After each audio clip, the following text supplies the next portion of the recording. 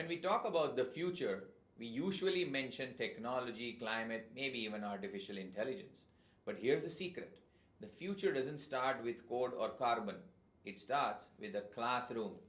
Since 2015, the world has made progress. 109 million more children and youth are in school now.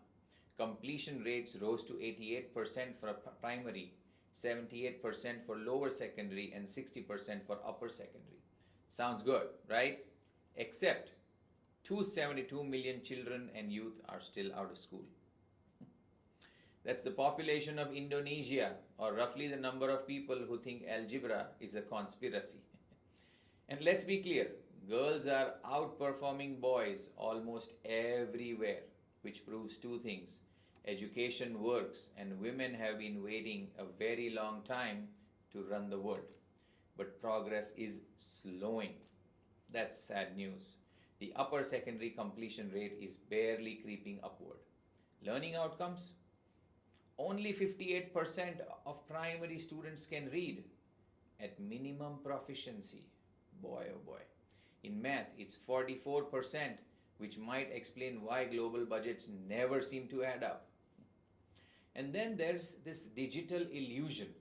Yes, 90% of people online in higher income countries, but having Wi-Fi is not the same as having wisdom. According to the report, many can scroll, but few can solve.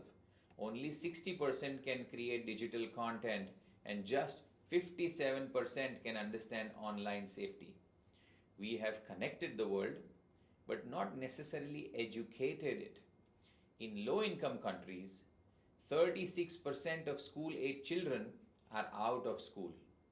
And in sub-Saharan Africa, more than half of them have never stepped into a classroom. Meanwhile, 1/5 of primary schools still lack electricity, drinking water, or sanitation.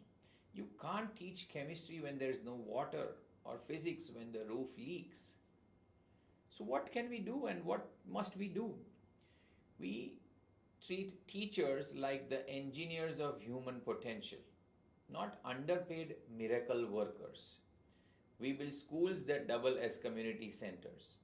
We make early childhood education universal, because by age 5, half the brain is built and half the budget usually isn't.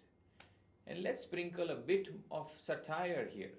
If every nation's defense ministry had to publish a kindergarten readiness report, maybe budget would balance, or rather rebalance, overnight. Education is not an expense.